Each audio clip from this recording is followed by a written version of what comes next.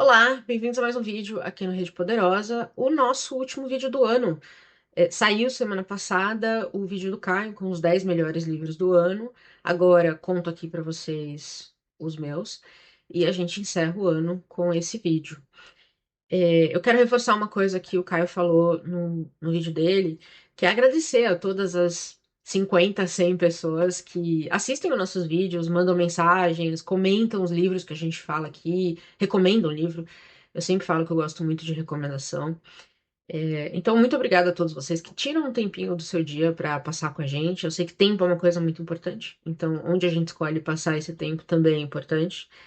E nós estamos falando de livros na internet, vai fazer acho que mais de 10 anos, né, em várias mídias. Nós começamos em blogs, depois fomos para o Instagram, aí fizemos o podcast e agora finalmente estamos no YouTube. Então faz muito tempo que a gente cria essa comunidade de livros e é uma comunidade muito gostosa, na maior parte, mas é sempre muito legal fazer parte de pessoas que gostam de compartilhar e discutir ideias. Ainda que a gente não consiga fazer tudo o que a gente quer fazer, a gente tem muitas ideias que às vezes a vida também atrapalha um pouco. A gente está aqui tentando manter uma cadência de vídeos e de leituras também, que é o mais importante. Então, obrigada por quem passou por aqui esse ano, por quem continua aqui e quem vai continuar com a gente em 2026. Mas vamos falar então dos melhores livros desse ano. Eu vou listar sem ordem de preferência também. Eu não sei dizer o melhor livro do ano. Eu tive muitas leituras muito boas esse ano. Foi até difícil fazer esse top 10, o que é sempre um ponto positivo. Mas eu realmente não sei dizer, assim, o melhorzão. Bom, o primeiro livro que eu vou mencionar aqui, eu li para a série que eu tô fazendo, em que eu leio os 100 livros, 100 melhores livros do século do New York Times. Eu acho que eu tenho 2 vídeos já lendo esses livros e comentando sobre algumas dessas leituras. Acho que eu tenho feito 5 livros por vídeo. A Fantástica Vida Breve de Oscar Wilde, do Junot Dias, está em 11º lugar na lista do New York Times. Ou seja, altíssimo, foi super bem votado. E eu fiquei muito curiosa porque esse livro saiu aqui já faz muito tempo e eu ainda não tinha lido, ele está na minha lista desde então. Eu não fiz um vídeo comentando sobre esse ainda, mas vem aí, ele vai entrar no meu vídeo de talvez os livros que eu mais gostei da lista até agora, enfim, alguma coisa nesse sentido, porque foi um dos meus preferidos que eu li por causa da lista. Mas eu não podia deixar de colocar ele aqui na lista dos melhores do ano, porque foi uma leitura muito surpreendente. Então aqui a gente acompanha o Oscar, que quer ser um escritor, ele quer ser o Tolkien latino, ele adora ficção científica, ele adora fantasia. E a família dominicana dele, que vive em Nova Jersey, nos Estados Unidos, uma família de imigrantes. A mãe dele veio da República Dominicana e eles tentam, né, criar a vida deles agora nos Estados Unidos. Porém, ele descobre que a família carrega uma maldição que ele chama de Fuku. E isso vem há gerações já. E aí ele acredita que é por isso, né? Isso explica porque que ele é um virgem aos 20 e poucos anos, ele é obeso, ele nunca nem beijou ninguém. Então ele acha que é por causa dessa maldição da família. E ele precisa resolver essa maldição se ele quer ter a chance de ter um relacionamento, de ter um amor, de conhecer alguém. Então o Júnior Dias usa isso para explorar o presente e o passado dessa família. A gente volta algumas gerações nas histórias e apresenta também o passado cruel e violento da República Dominicana, o que levou essa família a fugir do país. Então é muito, muito bom, muito bem escrito. Eu devorei o livro em poucos dias e eu recomendo demais. Falando em livros que eu li por causa da lista do New York Times, eu li esse ano meu segundo livro do Philip Roth na vida, Complô contra a América. Esse já saiu no vídeo, eu vou linkar tudo que der pra linkar, eu vou colocar aí embaixo pra vocês darem uma olhada. Esse aqui tem vídeo e eu falo dele no primeiro, acho que foi o primeiro que eu lancei da série do New York Times, ele tá lá.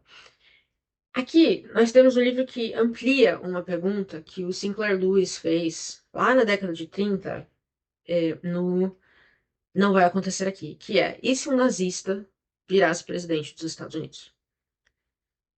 Então, o Lewis cria essa hipótese no livro dele, e o Roth, aqui em Complô contra a América, vai expandir isso para um período pós-guerra. Ou seja, não existe aqui o argumento de que ninguém sabia o que ia acontecer, porque a guerra já tinha passado, todo mundo viu o que foi o nazismo, todo mundo viu o que aconteceu, então não existia má informação, não existia, vocês entenderam errado. Não tinha como. E eu acho que isso dá um peso maior para esse processo todo, porque não são promessas de um nazista, são confirmações de políticas que todo mundo já sabia o que poderiam causar. Então a história toda é narrada do ponto de vista do pequeno Philip, que mora com uma família judia e vê a ascensão de Charles Lindbergh, que é o nazista, e o impacto dessa eleição na sua pequena comunidade ali e dentro da sua própria família, porque tem um rebuliço interno ali.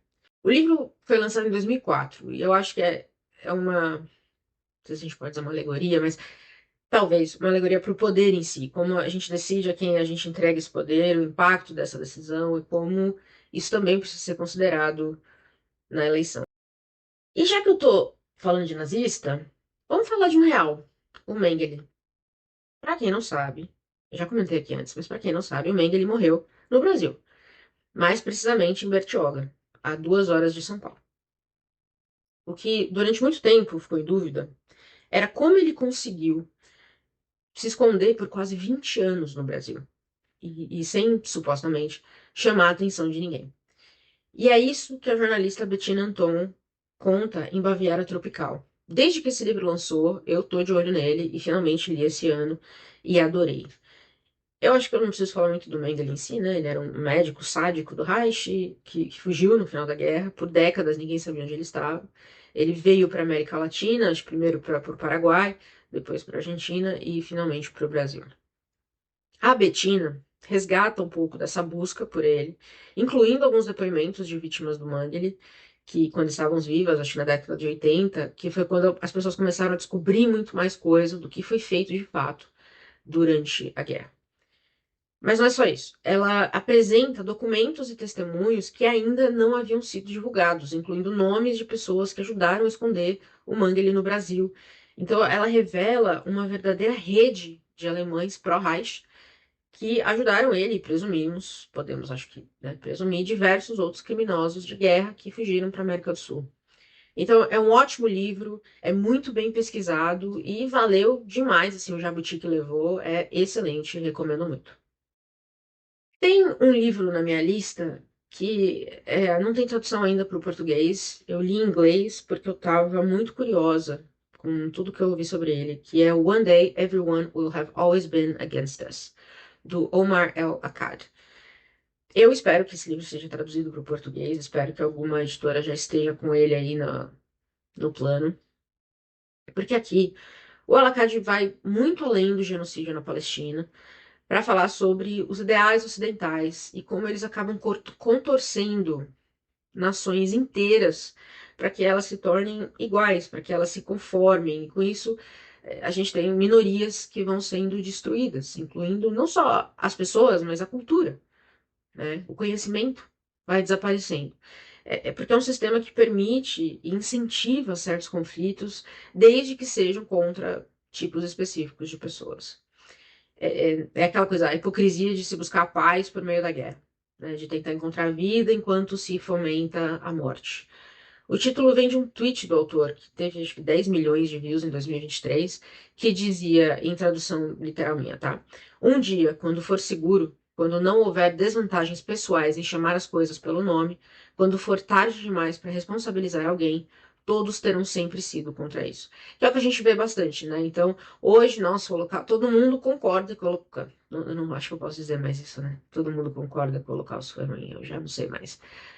Mas houve uma época em que talvez isso fosse ponto pacífico. E é isso que ele fala, que a gente tende, como sociedade, a gente tende a deixar passar o terror, o grotesco, em vez de atuar para que aquilo acabe, a gente espera passar para depois falar, nossa, aquilo realmente foi muito ruim, hein? Pô, não devia ter acontecido. Nossa, que terrível. Ai, que horror. Minha geração não teria deixado. É complicado. O autor mesmo narra o audiobook, que eu recomendo demais, porque ele tem uma narração muito pessoal, no sentido de às vezes você consegue ouvir ele quase chorar. Ele conta um pouco da história da vida dele, fala do pai, da família dele, e dá pra ver que é uma conversa muito pessoal pra ele. Então eu recomendo demais, e eu recomendo a versão em áudio para quem puder e tiver interesse em ler o livro. Na lista desse ano, eu tenho mais um livro que eu descobri por causa de um projeto para o YouTube. Acredite se quiser, eu fico muito feliz quando isso acontece. Além dessa série que eu tô fazendo, né, do New York Times, que eu já comentei aqui, que vai ser uma série a longo prazo, eu não tenho nem plano de. Eu não vou só ler os livros do New York Times, obviamente, porque senão eu só vou ler muito livro americano, porque a lista ela é bem nichada, em grande parte. Mas eu também fiz um vídeo em que o GeoGuessr decide o que eu leio. É uma brincadeira para descobrir livros. Eu jogo o GeoGuessr e onde cair é de onde eu lerei um livro que pode ser de autoria daquele país ou um livro que se passa naquele país. E aí no primeiro vídeo eu acabei caindo em Brunei e foi impossível, absolutamente impossível achar um livro do país para ler traduzido. Então eu fui ali para perto, para Malásia, e foi assim que eu descobri o Tashi O, autor lançado esse ano pela Todavia, se eu não me engano, o primeiro autor malaio lançado em tradução. Me corrijam se eu estiver errado. E eu li Estranhos no Cais. Eu fiquei muito feliz com essa leitura porque eu esperava nada e recebi tudo. O Tachió vai analisar a família dele e a questão de ser um imigrante, como isso impacta como ele vê o mundo e como o mundo o vê. Então tem algumas ponderações filosóficas belíssimas no vídeo que eu faço, eu leio até um trecho que eu gostei muito do livro. E eu adorei, eu devorei o livro, ele tem, sei lá, 150 páginas, acho que eu li em uma tarde, eu não conseguia parar de ler. Porque é uma questão muito, muito interessante, né, de você analisar o mundo do ponto de vista de alguém que não pertence a um determinado lugar e alguém que o tempo inteiro está sendo julgado por ser ou não ser daquele lugar. Então é um belíssimo livro, e eu fiquei muito feliz de ter descoberto Pachó esse ano, sem querer, basicamente, né, por causa de um vídeo no YouTube, veja só, e recomendo demais. Ainda falando dos meus vídeos do New York Times, né? A minha proposta para os vídeos eu vou ler os livros, e aí, se eu não gostar de algum, ou se eu achar que talvez, pô, melhores do século é muita coisa, vamos tentar uma coisa diferente, eu proponho um outro livro que poderia estar no lugar daquele. Eu proponho uma substituição dentro ainda do parâmetro da lista, que é livros do século XXI. E os próximos dois livros que eu vou citar aqui na minha lista de final de ano, eu coloquei na minha lista a minha lista de melhores do século, mas que não estão na lista do New York Times. Então são dois livros que eu propus substituir naquela lista. O primeiro é A Casa Redonda, da Louise Erdrich. O livro é narrado pelo Joe, que na época dos acontecimentos tinha 13 anos, mais ou menos, e ele mora com a família numa reserva indígena, e um dia a mãe dele é atacada. Ela é violentada por um homem, e mais tarde a gente descobre que ele tentou queimá-la viva. Ela chega em casa catatônica e fedendo a gasolina. E o Joe e o pai dele ficam indignados porque surgiu um problema aqui. O local onde o crime aconteceu, quando se descobre, né, o que aconteceu de verdade, o local fica numa encruzilhada legal, porque não fica claro quem tem jurisdição para investigar o caso.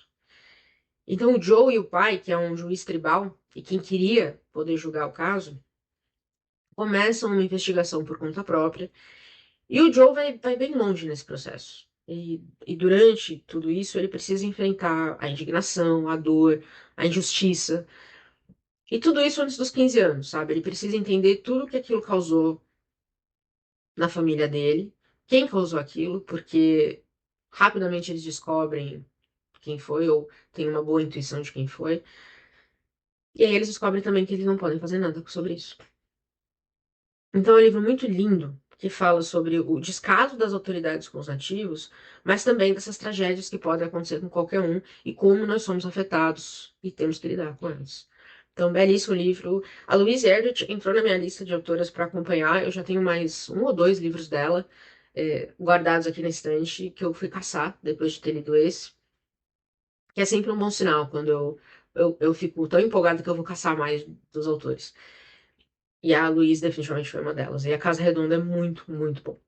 O outro livro que eu sugeri colocar na lista é Lá Não Existe Lá, do Tommy Orange, que também está na minha lista de espera aí há muitos anos para ler. Finalmente li esse ano. O Tommy Orange também, um autor nativo, e aqui ele conta a história de várias pessoas que moram numa reserva, e algumas moram na reserva, algumas não.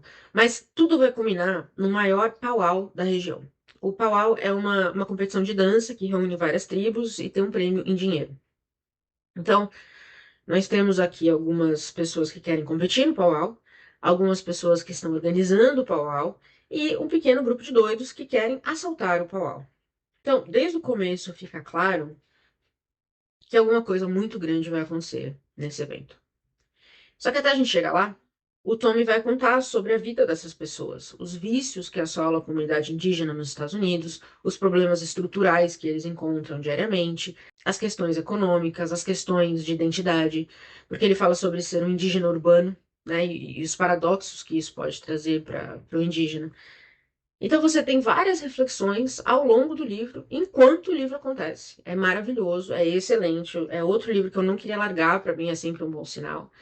É maravilhoso de verdade. Então acho que vale a pena ler. Tem uma sequência, tem uma continuação dele que eu não li ainda, mas de novo está na minha lista infinita e eventualmente eu vou pegar para ler. O Tom York também é um autor que eu pretendo acompanhar à medida que ele lança mais coisas. Bom, eu queria colocar um brasileiro também na lista. Eu não li muita literatura brasileira esse ano. Talvez algo pra eu repensar para 2026. Mas eu coloquei aqui Escuta Formosa Márcia, do Marcelo Quintanilha. O quadrinho dele conta a história da Márcia, que é uma mãe solteira que vive numa comunidade no Rio de Janeiro e trabalha como enfermeira em um hospital público. Então ela vive com o Aloysio, que é um grande parceiro dela, e com a filha, que tem acho que 17, 18 anos, e anda com os tipos questionáveis ali da comunidade. A Márcia tenta colocar algum senso na cabeça da filha, mas ela não parece ter muito sucesso nisso. E a Jaqueline, a filha dela, se envolve eventualmente com o crime organizado. E isso respinga na Márcia, porque ela é conhecida na comunidade. Então tem algumas cenas bem pesadas, bem violentas. Tem É uma questão sobre fazer a coisa certa no mundo injusto, sobre continuar tentando quando parece que o mundo não reconhece que você está tentando fazer a coisa certa. É uma história muito triste, mas também muito bonita. E eu imaginei todo um filme na minha cabeça e eu acho que essa história funcionaria muito bem em outras mídias, tá? Não sei, espero que alguém se anime a talvez fazer um filme, uma série sobre a famosa Márcia, ia ser belíssimo. É um belíssimo trabalho do Quintanilha, eu acho que eu sei que ganhou vários prêmios fora do Brasil também, então ele é bem reconhecido com razão. E esse aqui foi um dos primeiros dele que eu li. Então eu recomendo demais. Se você ainda não leu nada do Quintanilha, escuta a Formosa Márcia, pode ser um bom começo. Mas ele tem aí uma produção bem forte. Acho que o Caio também já comentou aqui alguma vez dele. Vale a pena acompanhar o trabalho. É belíssimo, de verdade. E por fim, eu vou falar de dois livros juntos. São os dois últimos da minha lista, que são dois do mesmo autor. Então eu vou encerrar altíssimo aqui, nota alta. Que é o seguinte, em 2022, eu e a Evelyn, do Lidos da Evelyn no Instagram, começamos um projeto de ler todas as obras de Tolkien. A Evelyn é uma leitora voraz de Tolkien, já leu, releu alguns livros, mas eu tinha tentado ler O Senhor dos Anéis há uns 15 anos e eu não conseguia evoluir.